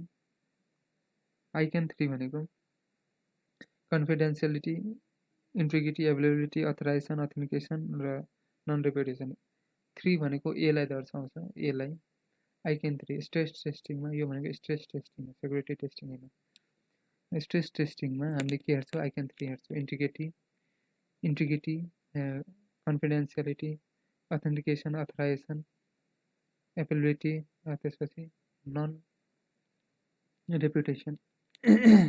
अब यति कुरा हेर्छौँ। त्यसपछि हामी पर्फर्मेन्स टेस्ट हेर्छौँ। स्ट्रेस टेस्ट भनेको ओभरलोड टेस्ट हो। स्ट्रेस टेस्टिङ भनेको कतिको स्ट्रेस थाम्न सकिन्छ, त्यसमा ICI 3 हेर्छौँ, integrity, confidentiality, availability, authorisation, authentication र नन रेपुटेसन। अर्को भनेको पर्फर्मेन्स टेस्ट भनेको हामीले हेर्छौँ, रिज्युम गर्छौँ एक्जिक्युसन टाइम कति छ, यानि कि कति चाँडो हामीले रेस्पोन्स गरिरहेको छ, एक्जिक्युसन टाइम कतिको छ भन्ने कुरा हामीले हेर्छौँ। यानि कि सिस्टम टेस्टिङमा हामीले 4वटा कुरा हेर्छौँ। सिस्टम टेस्टिङमा रिकभरी कति चाँडो गर्छ, सेक्युर्ड कतिको छ, स्ट्रेस टेस्टिङ कस्तो छ र पर्फर्मेन्स टेस्टिङ, यो 4वटा कुरा हेर्छौँ। तल भनेको स्ट्रेस टेस्टिङ हो, न कि होइन, सरी यो protect data as intended and त्यसमा आउँछ ICI 3। हाम्रो सेक्युरिटी टेस्टिङकै पार्ट हो, त्यही भएर हामीले यहाँ लेखेको छ। स्ट्रेस टेस्टिङ छुट्टै छ हाम्रो, के कतिको ओभरअल टेस्ट हेर्न सक्छ कि नै, कसरी ह्यान्डल गर्छ भनेको। पर्फर्मेन्स टेस्ट भनेको रेस्पोन्स एजुकेसन टाइम कतिको छ भने। अर्को भनेको हाम्रो फाइनल एक्सेप्टेन्स अब कसरी गर्ने, त्यसपछि हामीले हेर्छौँ क्वालिटी एसुरेन्स। न्यू सिस्टमले सेटिस्फाई गरिरहेछ म्यानेजमेन्ट र युजरलाई कतिको सेटिस्फाई गरिरहेको छ म्यानेजमेन्ट र युजरलाई। फाइनल एक्सेप्टेन्स हामीले गर्नुभन्दा अगाडि हामीले के हेर्छौँ, वेन फाइनल एक्सेप्टेन्स कति बेला गर्छौँ, जब वेन रेडी फर इम्प्लिमेन्टेसन, सबै कुरा भइसक्यो, सबै टेस्टिङ भइसक्यो, unit testing, integration testing, system testing भइसक्यो, अब रेडी फर एक्सेप्टेन्स भने हामी फाइनल एक्सेप्टेन्स हेर्छौँ कि जुन यसको क्वालिटी एस्युरेन्स पहिला के हेर्छौँ, क्वालिटी एस्युरेन्स, त्यसपछि युजर एक्सेप्टेन्स। क्वालिटी एस्युरेन्समा हामीले के हेर्छौँ कि न्यू सिस्टम सेटिस्फाई गरिरहेको छ म्यानेजमेन्ट र युजरको निडहरू, र त्यसपछि हेर्छौँ युजर एक्सेप्टेन्स जुन आइसिआइसिआई ब्याङ्कले यानि कि अल्फा बिटा हेर्छौँ। युजर एक्सेप्टेन्स भनेको अल्फा एक्सेप्टेन्स र बिटा अल्फा बिटा। अल्फा भनेको फर्स्ट स्टेज, यहाँ user within organization, user within अर्गनाइजेसनसँग हामीले सोध्छौँ। युजर एक्सेप्टेन्स भनेको हाम्रो अर्गनाइजेसनभित्रको युजरलाई सोध्छौँ। त्यसपछि बिटा एक्सेप्टेन्स भनेको सेकेन्ड स्टेज हो, जुन performance by external users, perform by external युजरको रिस्पोन्सलाई हामी बिटा भन्छ। अल्फा भनेको विदिन अर्गनाइजेसन र बिटा भनेको एक्सटर्नल युजरसँग हामीले एक्सेप्टेन्स हेर्छौँ कि कतिको उनीहरू कम्फर्टेबल छ नयाँ सिस्टम। र लास्टमा भनेको हाम्रो categories of test program. Categories of test program भनेको 5वटा क्याटेगोरिज अफ टेस्ट प्रोग्राम छ। Stress test, structural test, stress test, structural test, parallel test, performance test र फङ्सनल टेस्ट। स्ट्रेस टेस्ट भनेको ओभरअल लोड टेस्ट, यानि कि overall load कति test गर्छ, यसमा कसरी ह्यान्डल गर्छ यो ओभरअल लोड भयो भन्ने कुरा टाइममा। जस्तो दिवालीमा बिजुली धेरै भयो भने त्यहाँ कसरी स्ट्रेस ह्यान्डल गर्छ भन्ने। स्ट्रक्चरल टेस्ट भनेको इक्जाम्पल ट्याक्स क्यालकुलेसन या extracting internal processing logic, executing external processing logic.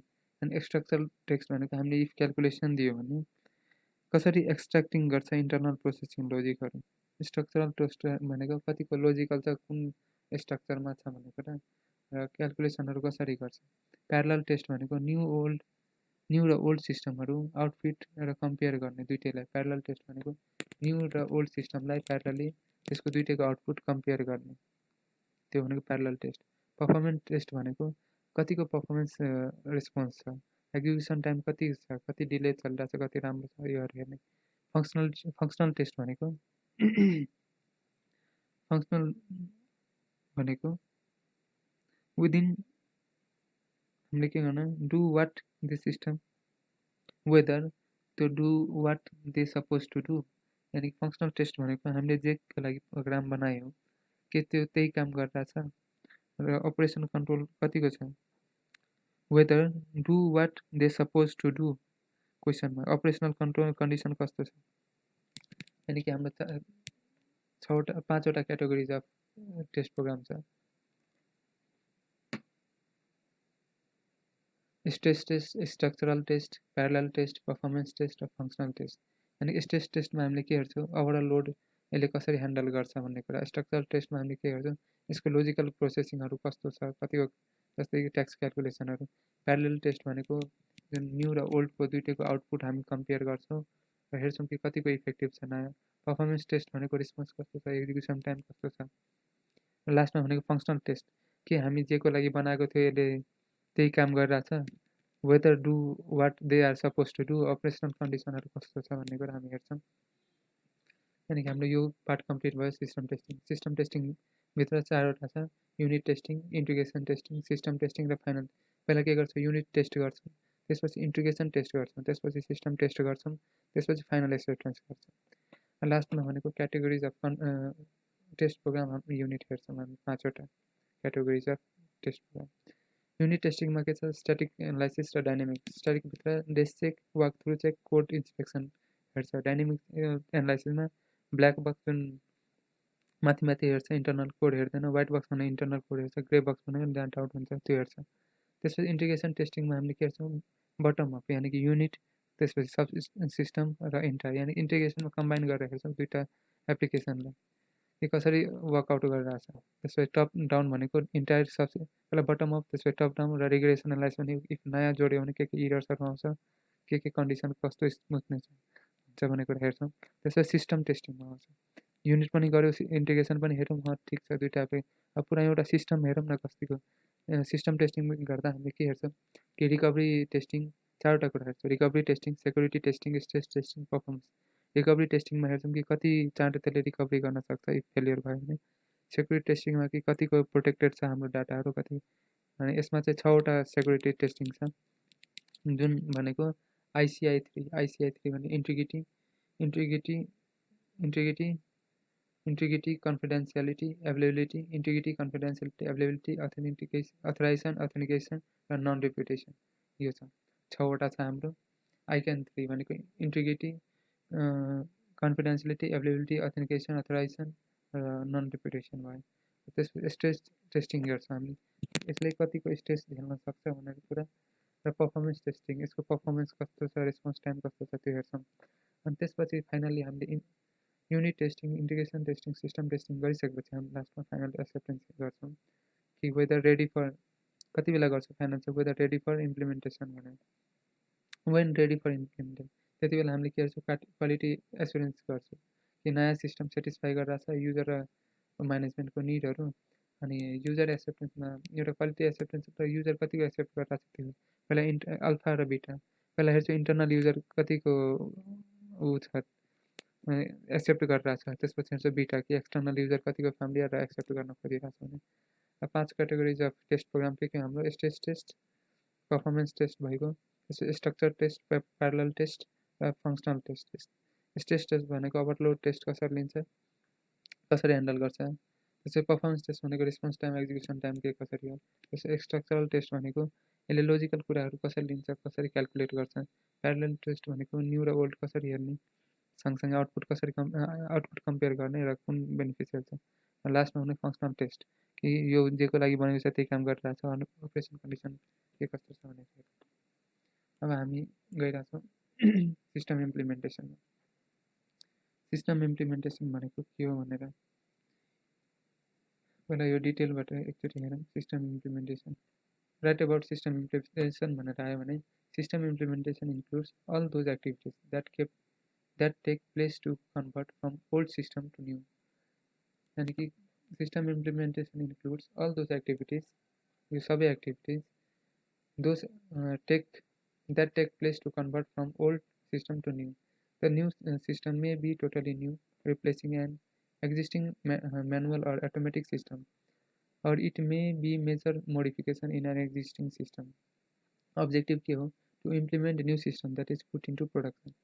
जुन एक्टिभिटिजको कुरा गरिरहेछ नि यसले system implementation include all those activities, यानि कि यो 5वटा एक्टिभिटी, यानि कि सिसेस्ट, यानि कि सिसेस्ट पनि भनौँ या CTC सिस्टम इभ्यालुएसन भनौँ। यसले यो एक्टिभिटिजहरू the activities involve in system implementation are as follows. Conversion of data of to the new system files, यानि कि पुरानोबाट नयाँमा कसरी सिस्टम इम्प्लिमेन्टेसन गर्दा के हेर्नुपर्छ भने कि एक्टिभिटिजहरू conversion of data to the new system file, पुरानोबाट नयाँमा। त्यसपछि ट्रेनिङ दिनुपर्छ एन्ड युजरलाई। त्यसपछि कम्प्लिसन अफ युजर डकुमेन्टेसन, यानि कम्प्लिट गर्नुपर्छ युजर डकुमेन्टेसन। अनि सिस्टम चेन्ज ओभर हेर्नुपर्छ र evaluation of system at regular interval गरिराख्नुपर्छ, यानि कि CTC सिस्टम इभ्यालुएसन हेर्छौँ, यानि कि conversion of data to the new system, त्यसपछि ट्रेनिङ अफ एन्ड युजर, त्यसपछि कम्प्लिसन अफ युजर डकुमेन्टेसन हेर्छौँ, त्यसपछि सिस्टम चेन्ज ओभर हेर्छौँ, लास्टमा evaluation of system on regular interval हेर्छौँ। अब यो कुरा हामी ठ्याक्क त्यहाँबाट हेरौँ चार्टबाट। चार्टमा के छ भन्नाले सिस्टम इम्प्लिमेन्टेसनमा हामी के एक्टिभिटिज हेर्छौँ। सिसेस्ट पनि थियो हाम्रो, conversion of data to new system, यानि कि सिसेस्ट भने conversion data to new system, completion of user documentation हेर्छौँ। यो सिसेस्ट एक्टिभिटिज हेर्छौँ। Evaluation of system at regular interval, system change over के छ, training to of end user. अनि यहाँ सिसेस्टबाटै याद गर्नु है त, conversion of data to new system, completion of user documentation, evaluation of system at regular interval, system change over, training at end user. अनि त्यसपछि हाम्रो भनेको इक्विपमेन्ट इन्स्टलेसन। सिस्टम इम्प्लिमेन्टेसन गर्दा हामीले के हेर्छौँ। यो सिस्टम इम्प्लिमेन्टेसन इन्क्लुड्स, यसको अब्जेक्टिभ के हो, to implement new system. System installation includes system implementation includes equipment installation यानि कि यो भित्र हामी इक्विपमेन्ट इन्स्टलेसनभित्र हामीले के हेर्छ पहिला के गर्छ इक्विपमेन्ट चेकआउट गर्छौँ कि के कुरा इन्स्टल गर्नु छ त्यसपछि हामी साइट प्रिपेयर गर्छौँ त्यसपछि installation of new hardware and software गर्छौँ अनि इक्विपमेन्ट चेकआउट गर्दा हामीले हेर्छौँ हार्डवेयर सफ्टवेयर सब ठिक छ कि नै नर्मल अपरेसन कन्डिसन ओके छ कि नै भन्ने कुरा हेर्छौँ सब हार्डवेयर सफ्टवेयर सब ठिक छ कि नै नर्मल कन्डिसन ओके छ कि नै भनेर हेर्छौँ इक्विपमेन्ट चेकआउट गर्दा त्यसपछि साइट प्रिपेयर गर्छौँ यानि कि एप्रोप्रिएट लोकेसन हेर्छौँ लेआउट बनाउँछौँ इलेक्ट्रिक लाइनहरू हेर्छौँ साइट प्रिपेयर गर्छौँ त्यसपछि installation of new hardware and software त्यसपछि फिजिकल इन्स्टलेसन गर्छौँ कनेक्ट टु द पावर गर्छौँ वायर टु कम्युनिकेसन लाइन गर्छौँ अनि इक्विपमेन्ट इन्स्टलेसन गर्दा हामीले के गर्छौँ पहिला इक्विपमेन्ट चेकआउट गर्छौँ कुन कुन हार्डवेयर सफ्टवेयरहरू हामी ऊ गर्ने सब ठिक छ कि नै भन्ने कुरा त्यसपछि साइट प्रिपेयर गर्छौँ त्यसपछि installation of new hardware and software गर्छौँ अनि त्यसपछि आउँछ हाम्रो ट्रेनिङ यानि कि ट्रेनिङमा के भनेपछि ट्रेनिङ इफ हामीले राम्ररी दियो युजरहरूलाई स्टाफ म्यानेजमेन्टलाई देन के हुन्छ ट्रेनिङले के हुन्छ यसैको बेसमा के हुन्छ success or fail depend on the way management it is operated and used success or failure depend on the way it is operated and used यानि कि सफ्टवेयर अपरेटेड र युज भएपछि मात्रै थाहा हुन्छ त्यसमै डिपेन्ड गर्छ सक्सेस एन्ड फेल एक्जाम्पल होइन अर्को के छ हाम्रो only of training received user to and computer professional they some type of training यानि कि म्यानेजमेन्ट अफ ट्रेनिङ रिसिभ यसले के गर्नुपर्छ ट्रेनिङ दिनुपर्छ uses of computer professional users and computer professional यानि कि त्यसले ट्रेनिङ दिनुपर्छ युजरलाई हाम्रो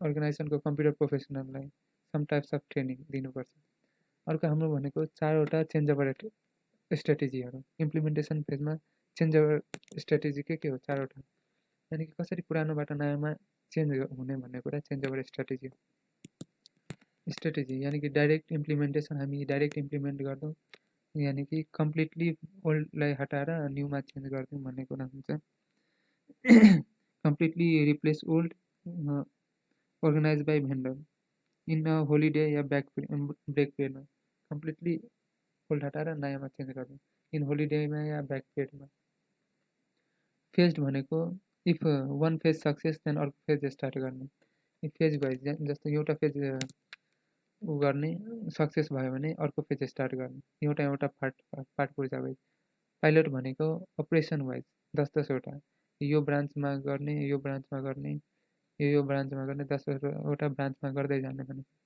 प्यारलेल भनेको ओल्ड र न्यू सिस्टम सँगसँगै लाने र बिस्तारै ओल्डलाई हटाउँदै जाने न्यूलाई ऊ गर्दै जाने if old plus new if all goes well old system stop new carries on direct इम्प्लिमेन्टेसनमा के भने ओल्ड हटाउने नयाँ युज गर्ने फेज भनेको if one phase success other start अनि पाइलटमा भनेको अपरेसन यु वाइज 10 ब्रान्चेसहरू गरेर या 10-10वटा डिपार्टमेन्टमा जे पनि त्यसरी प्यारलल वाइज भनेको ओल्ड प्लस न्यू सँगसँगै लाने र ओल्ड एउटा टाइममा जब सब ठिक गइरहेको हुन्छ if all goes well old system stop new क्यारिजन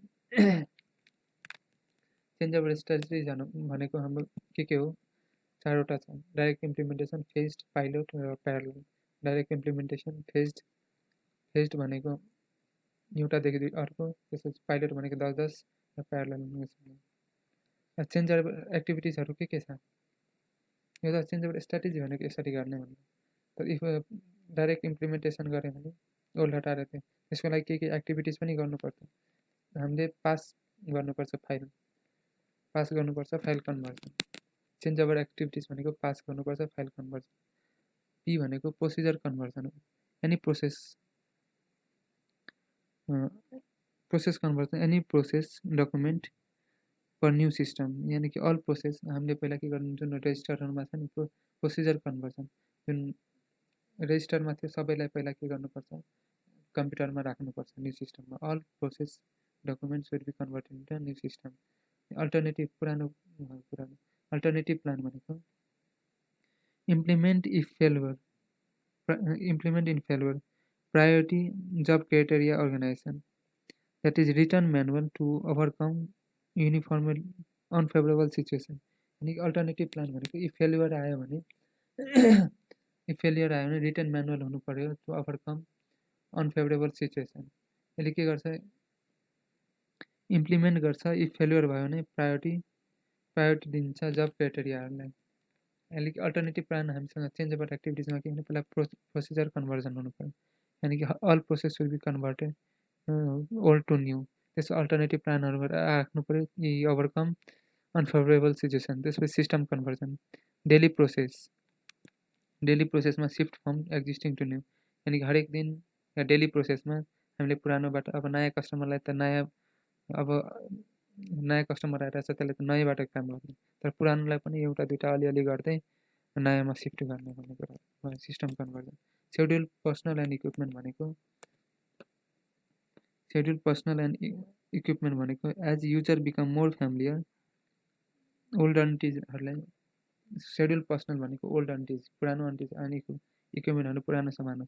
as user become more familiar with नयाँ पुरानो हामी बिस्तारै हटाउँदै जाने। फाइल कन्भर्जन मतलब large file formats converted one medium to another. Large file फर्मेटहरू कन्भर्ट हुनु पऱ्यो वान मिडियम टु एनदर। अनि change over activity, change over strategy भनेको चारवटा छ, direct implementation, phased, pilot, parallel. Change over activities भनेको pass file conversion पहिला प्रोसिजरहरू convert गर्नु पऱ्यो, अल प्रोसिजर पुरानो प्रोसिजरहरू नयाँ सिस्टमको अनुसारले गर्नु पऱ्यो। अल्टरनेटिभ प्लानहरू राख्नु पऱ्यो कि to overcome unfavourable situation. System conversion हुनु पऱ्यो डेली बेसिसमा। त्यसपछि पर्सनल इक्विपमेन्ट हुनु पऱ्यो, पर्सनल चाहिँ सेड्युलिङ पर्सनल एन्ड इक्विपमेन्ट, यानि कि बिस्तारै अन्टिजहरूलाई हटाइदिनु पऱ्यो र नयाँ सिस्टमको युजहरूमा ल्याउनु पऱ्यो। त्यसपछि फाइल कन्भर्जन, लार्ज फाइल फर्मेटहरूलाई बिस्तारै कन्भर्ट गर्नु पऱ्यो in one medium to another. अनि procedure conversion, alternative plans, system conversion, scheduling personnel र फाइल कन्भर्जन, यति कुराहरू। अब लास्ट हाम्रो फेज भनेको post implementation review and maintenance.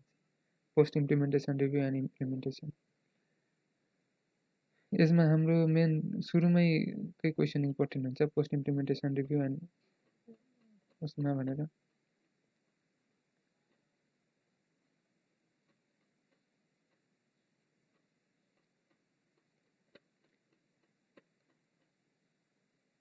Direct त्यहीँबाट हेर्ने हो, यहाँबाट हेर्ने होइन, यसबाट हेर्ने। पोस्ट इम्प्लिमेन्टेसन एन्ड मेन्टेनेन्स भनेको के हो, हामीले जब त्यो सिस्टम इम्प्लिमेन्ट गरिसकेपछि त्यसपछि पोस्ट इम्प्लिमेन्टेसनको रिभ्यू हेर्नुपर्छ र मेन्टेनेन्स कतिको हुन्छ भने मेन्टेनेन्स गरेर राख्नुपर्छ। पोस्ट इम्प्लिमेन्टेसन रिभ्यू गर्दा हामीले के गर्नुपर्छ, did we achieve what we set out to do, if not what should be done. Post implementation रिभ्यूमा हामीले के हेर्छौँ भन्दा did we achieve what we set out to do, if not what should be done. के हामीले त्यो achieve गर्ने हो जेको लागि हामीले इम्प्लिमेन्ट गरेका थियौँ, इफ गरे छैनौँ भने हामीले अझै के गर्नुपर्छ, त्यसमा हामीले के गर्नुपर्छ, डिओआई गर्नुपर्छ। डिओआई गर्नु यानि कि पोस्ट इम्प्लिमेन्टेसन रिभ्यू गर्नलाई हामीले डिओआई गर्नुपर्छ, डेभलपमेन्ट इभ्यालुएसन गर्नुपर्छ, अपरेसनल इभ्यालुएसन गर्नुपर्छ, इन्फर्मेसनको इभ्यालुएसन गर्नु। यानि कि डेभलपमेन्ट इभ्यालुएसन गर्दा वेदर विदिन बजेट छ कि नै भन्ने कुरा, कि हाम्रो जति सोचेको थियो त्यही कस्टमा हाम्रो बन्यो सिस्टम भनेको। Operational all good, user happy छ। अपरेसनल इभ्यालुएसन भनेको सबैजना अल गुड छ, युजरहरू ह्याप्पी छ। इन्फर्मेसन भनेको के सपोर्ट गरिरहेछ अर्गनाइजेसन डिसिजनमा, जुन इन्फर्मेसन जेनेरेट भइरहेछ त्यो इन्फर्मेसन के सपोर्ट गरिरहेछ अर्गनाइजेसन डिसिजन मेकिङमा। अनि पोस्ट इम्प्लिमेन्टेसन रिभ्यू भनेको हामीले यो हेर्छौँ कि जेको लागि हाम्रो सफ्टवेयर बनाएको थियो, did we achieve what we set out to do, if not what should be done. यसमा हामीले रिभ्यू गर्दा तिनवटा कुरा रिभ्यू गर्नुपर्छ, डेभलपमेन्ट इभोल्युसन, अपरेसनल इभोल्युसन र इन्फर्मेसन इभोल्युसन। डेभलपमेन्ट इभोल्युसन भनेको के यो हाम्रो बजेटभित्रै बन्यो सफ्टवेयर र त्यस कस्ट बनिरहेछ, कस्ट रिड्युस भइरहेछ। र अपरेसनल भनेको सबै कुरा ठिक छ, युजर ह्याप्पी छ। इन्फर्मेसन इभोल्युसन भनेको सपोर्ट अर्गनाइजेसन डिसिजन मेकिङमा सपोर्ट गरिरहेछ भन्ने कुरा। अर्को कुरा भनेको हाम्रो system maintenance, post implementation system review भयो। अब सिस्टम मेन्टेनेन्स हेर्दा हामीले के हेर्छौँ, स्क्रैप हेर्छौँ स्क्रैप दुईवटा पी स्क्रैप मतलब सेड्युल मेन्टेनेन्स सिस्टम मेन्टेनेन्समा हेर्छौँ हेर्दा के हेर्नुपर्छ schedule maintenance corrective maintenance rescue maintenance adaptive maintenance preventive maintenance र पर्फेक्टिभ मेन्टेनेन्स यो हामीले स्क्रैप हेर्नुपर्छ छवटा स्क्रैप हेर्नुपर्छ सिस्टम मेन्टेनेन्स गर्दा हामीले छवटा स्क्रैप हेर्नुपर्छ सिस्टम मेन्टेनेन्स जहाँ schedule maintenance corrective maintenance rescue maintenance adaptive maintenance preventive maintenance र पर्फर्मेन्स मेन्टेनेन्स सेड्युल मेन्टेनेन्समा हामीले के हेर्छौँ कि anticipated and can be planned phase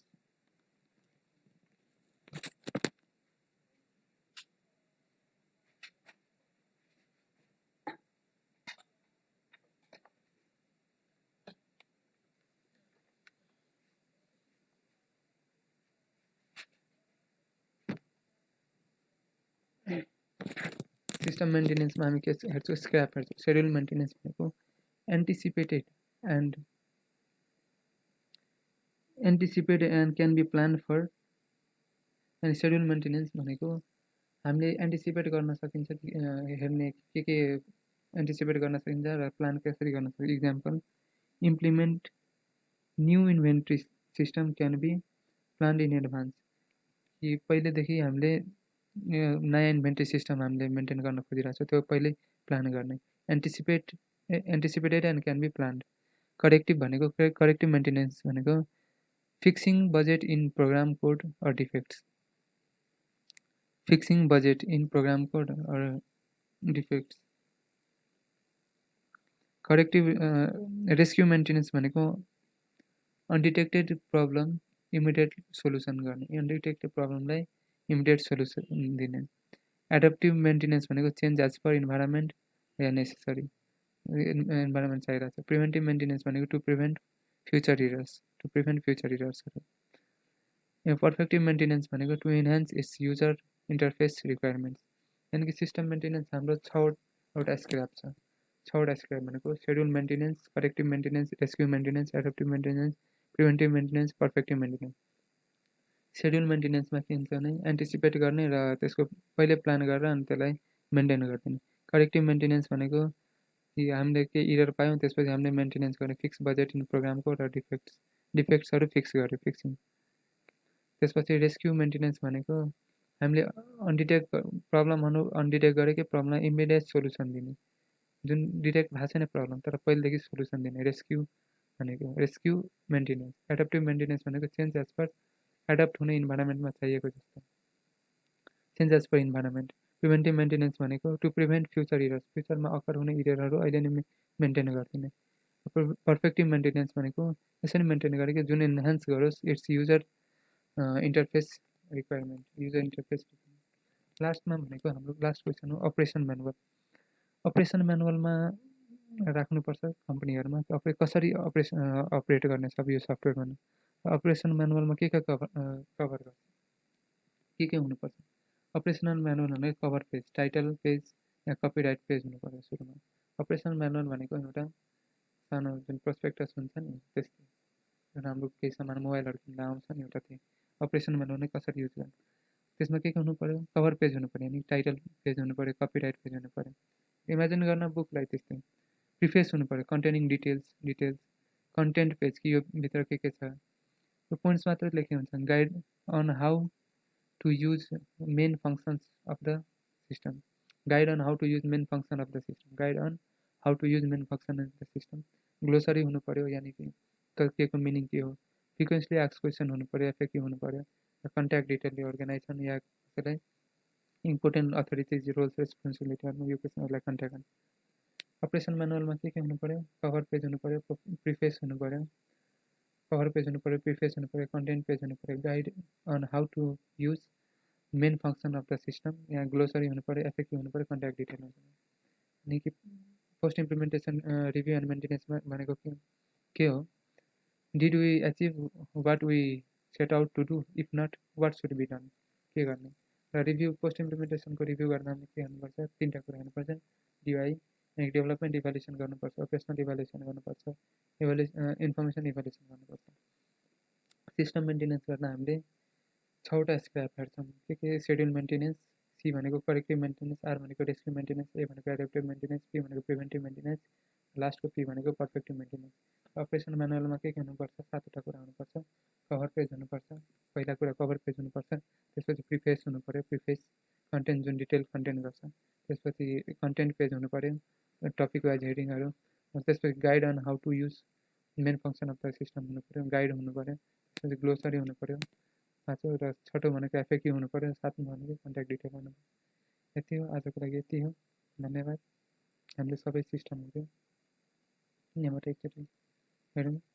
phases of एसटिएल्समा हामीले के प्रिलिमिनरी इन्भेस्टिगेसनमा identification of problem, identification of objective, delineation of scope हेऱ्यौँ, र 2 प्राइमेरी मेथड हेऱ्यौँ, र फिजिबिलिटी स्टडी हेऱ्यौँ, रिपोर्ट टु म्यानेजमेन्ट हेऱ्यौँ, र इन्टरनल कन्ट्रोलको एस्पेक्ट के छ 143 आइको हेऱ्यौँ। सिस्टम रिक्वायरमेन्ट एनालाइसिसमा हामीले के हेऱ्यौँ, यसको अब्जेक्टिभ के छ, एचिभ किन फाइन्डिङ टुल्समा के डुआई के हेऱ्यौँ, एनालाइसिङ अफ प्रेजेन्ट सिस्टम कसरी एनालाइज गर्ने, प्रोपोज सिस्टम एनालाइज गर्ने, अब्जेक्टिभ टु जेनेरेट एसआरएस हेऱ्यौँ, कन्टेन्ट अफ एसआरएस हेऱ्यौँ। सिस्टम डिजाइनिङमा यो सबै भइसकेपछि ट्रान्सफर अब एक्चुअल रिक्वायरमेन्टलाई डिजाइनमा कन्भर्ट गरेर छौँ यो फेजमा।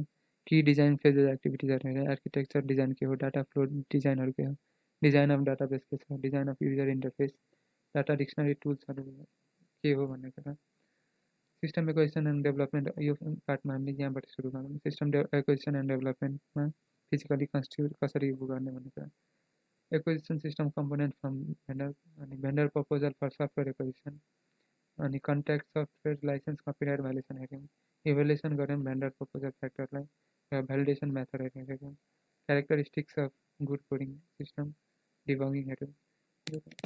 यहाँबाट हेऱ्यौँ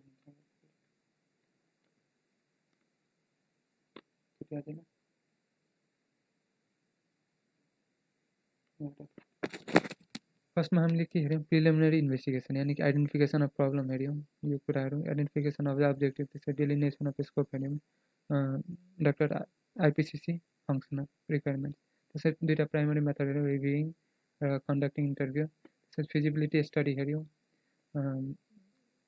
बेस्ट फाइनेन्सियल गोल भनेर, त्यसपछि हामी रिपोर्टिङ गऱ्यौँ म्यानेजमेन्टलाई एउटा, त्यसपछि इन्टरनल कन्ट्रोल हेऱ्यौँ, यानि कि 7वटा हाम्रो फेजेस छ।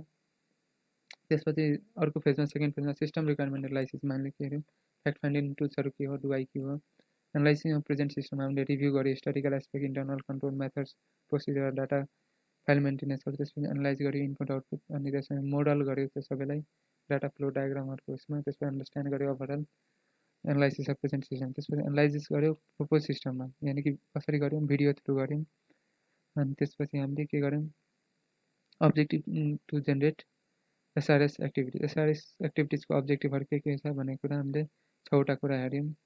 त्यसपछि हामीले कन्टेन्ट्स अफ एसआरएसमा के हुनुपर्छ यो 7वटा कुरा हेऱ्यौँ, यो कन्टेन्टहरू हुनुपर्छ भनेर। त्यसपछि अर्को फेज भनेको थर्ड फेजमा सिस्टम डिजाइनिङमा आयौँ, जुन अल्टरनेटिभ हामीले चुज गऱ्यौँ त्यसलाई अब डिजाइनिङ फेजमा आयौँ। त्यसमा के गर्ने, कि डिजाइन फेजहरू के छ भन्ने कुरा हामीले यो 5वटा हाम्रो कि डिजाइन फेजहरू छ। इनपुट आउटपुट हेर्छौँ, त्यसपछि प्रोसेस हेर्छौँ, डाटा बेस सिस्टम हेऱ्यौँ, प्रोग्राम स्पेसिफिक डिजाइन हेऱ्यौँ, त्यसपछि इन्टरनल एक्सटर्नल कन्ट्रोल डिजाइन हेऱ्यौँ, त्यसपछि आर्किटेक्चर हेऱ्यौँ कि कसको हायरकीहरूमा कसरी हुन्छ, कसको के फङ्सनहरू छ, मेजर मोडुलहरू, इन्टरनल फिचर्सहरू, त्यसपछि डाटा फ्लो डायग्राममा आयो। डाटा फ्लो डायग्राममा हामीले के हेर्यौँ, डाटा फ्लो कस्तो छ, प्रब्लम के छ त्यसमा, र अब नयाँमा के चाहियो भने, त्यसपछि डिजाइन अफ डाटाबेसमा हामीले सिपिटी मतलब पिडिसिडी स्टोरेज हेऱ्यौँ, पिडिसिडी स्टोरेज एन्ड कन्सेप्चुअल मोडलिङ पिडी, त्यसपछि डाटा मोडलिङ सिडी पिडी हेऱ्यौँ। पी भनेको फिजिकल लेआउट डिजाइन, अर्को डी भनेको डिजाइन अफ युजर इन्टरफेस र स्टोरेज स्ट्रक्चर डिजाइन हेऱ्यौँ। र डिजाइन अफ युजर इन्टरफेसमा हामीले के गऱ्यौँ, ग्रिस लगायौँ, यानि ग्राफिक कलरहरू योहरू कस्तो छ भन्ने कुरा हेऱ्यौँ। अनि डाटा डिक्सनरी भनेको के हो भने त्यसको 4वटा कुराहरू के छ यो पनि हेऱ्यौँ। त्यसपछि एक्विजिसन एन्ड डेभलपमेन्टको कुरा गरौँ, यो पार्टमा एक्विजिसन एन्ड डेभलपमेन्ट के हो, एक्विजिसन कसरी गर्ने हार्डवेयर सफ्टवेयरको, त्यसपछि भेन्डर प्रपोजल सफ्टवेयर एक्विजिसन हेऱ्यौँ, त्यसपछि कन्ट्याक्ट लाइसेन्स कपिराइट योहरू हेऱ्यौँ। भेन्डर प्रपोजलमा भेन्डर सेलेक्सन, जियोग्राफिकल लोकेसन बेसिसमा प्रेजेन्टेसन अफ सेलेक्टेड भेन्डर र इभ्यालुएसन अफ युजर फिडब्याक, त्यसपछि इभ्यालुएट गऱ्यो भेन्डर प्रपोजलको फ्याक्टरहरू, कसरी पिसिएमको सिभी मगायौँ, पिसिएम भेन्डरसँग पिसिएमको सिभी मगायौँ, त्यसपछि भ्यालिडेसन मेथड कसरी भेन्डर चुज गर्ने भन्ने कुरा हेऱ्यौँ, यानि कि करेन्ट प्रफिटको पिभिटी हामीले चेक गऱ्यौँ। त्यसपछि characteristic of good coding system हेऱ्यौँ। Usability, accuracy, efficiency, reliability, readability, robustness हेऱ्यौँ। त्यसपछि प्रोग्राम डिबगिङको 4वटा मेथड हेऱ्यौँ। पहिला इनपुट गर्छौँ, त्यसपछि लेटिङ मतलब इरर फाइन्ड गर्छौँ, त्यसपछि करेक्ट गर्छौँ, त्यसपछि रिगिज सबमिसन गर्छौँ। त्यसपछि अर्को फेज आयो सिस्टम टेस्टिङमा 4वटा कुरा हेऱ्यौँ। यसमा पहिला युनिट टेस्ट गरिन्छ, त्यसपछि इन्टिग्रेसन टेस्टिङ गरिन्छ, त्यसपछि सिस्टम टेस्टिङ गरिन्छ, त्यसपछि लास्टमा फाइनल एक्सेप्टेन्स गरिन्छ। र 5वटा क्याटेगोरिज छ यसको: stress testing, performance testing, structural testing, parallel testing र फङ्सनल टेस्टिङ। सेक्युरिटी टेस्टिङको हामीले अघि नै हेर्छौँ, 6वटा हुन्छ। 6वटा ICI 3 छ: इन्टिग्रिटी, कन्फिडेन्सियलिटी, एभाइलेबिलिटी, अथेन्टिकेसन र नन रिपिटेसन। यति कुरा छ। हामीले समय एउटा पनि पोज गरेर हेर्न सकिन्छ। सिस्टम इम्प्लिमेन्टेसन हेर्छौँ, त्यसपछि सिस्टम इम्प्लिमेन्टेसनको एक्टिभिटिजहरू हेर्दा हामीले सिसेस्ट गऱ्यौँ, यानि कन्भर्जन गरेर डाटा टट्यौँ, completion of user document, evaluation of system regulation, regular event change over strategy हेऱ्यौँ, सिस्टम चेन्ज ओभर गऱ्यौँ, त्यसपछि ट्रेनिङ दियो इन्ड युजरलाई। Equipment installation, system implementation include equipment installation, यानि कि इक्विपमेन्ट चेकआउट गऱ्यौँ, त्यसपछि साइट प्रिपेयर गऱ्यौँ, त्यसपछि इन्स्टल गऱ्यौँ न्यू हार्डवेयर सफ्टवेयरहरू, ट्रेनिङ, त्यसपछि ट्रेनिङ दियो। चेन्ज ओभर स्ट्राटेजी भनेको 4वटा छ चेन्ज ओभर स्ट्राटेजी। या त हामी डाइरेक्ट चेन्ज ओभर गरिदिउँ, चेन्ज गरौँ, डाइरेक्ट इम्प्लिमेन्टेसन फेजमा गरौँ, या त पाइलट भर्जनमा गरौँ, या त प्यारलल गरौँ। त्यसको लागि के एक्टिभिटिज चाहिन्छ भनेको पास फाइल कन्भर्जन चाहिन्छ, प्रोसेस कन्भर्जन, अल्टरनेटिभ प्लान्सहरू चाहिन्छ, सिस्टम कन्भर्जन चाहिन्छ, सेड्युल पर्सनल एन्ड इक्विपमेन्ट चाहिन्छ, र फाइल कन्भर्जन कसरी चेन्ज ओभर गर्न सकिन्छ। त्यसमा लास्ट फेजमा हामीले के पोस्ट इम्प्लिमेन्टेसन मेन्टेनेन्स, केही यो जेको लागि हामी सोचेको थियौँ त्यही काम गरिरहेछ, इफ नट देन कसरी गर्छ भन्ने कुरा हेर्ने। यसमा हामीले के कुरा रिभ्यू गऱ्यौँ, डकुमेन्ट डेभलपमेन्ट इभ्यालुएसन गऱ्यौँ, अपरेसनल इभ्यालुएसन गरेर इन्फर्मेसन इभ्यालुएसन गऱ्यौँ। लास्टमा हामी सिस्टम मेन्टेनेन्स गऱ्यौँ। सिस्टम मेन्टेनेन्स कसरी गर्ने, 6वटा स्क्रैपले गर्ने, सेड्युल मेन्टेनेन्स गरेर corrective maintenance, rescue maintenance, adaptive maintenance, preventive maintenance र पर्फेक्टिभ मेन्टेनेन्स। लास्टमा अपरेसनल म्यानुअलमा के हुनुपर्छ, 7वटा कुरा हुनुपर्छ। जस्तो कन्टेन्ट अफ एसआरएसमा 7वटा हुनुपर्छ, त्यस्तै अपरेसनल म्यानुअलमा पनि 7वटा कुरा हुनुपर्छ। कभर पेज, प्रोफाइल्स हुनु पऱ्यो, कन्टेन्ट पेज हुनु पऱ्यो, गाइड हुनु पऱ्यो, ग्लोसरी हुनु पऱ्यो, एफएक्यू हुनु पऱ्यो, कन्ट्याक्ट डिटेल हुनु पऱ्यो।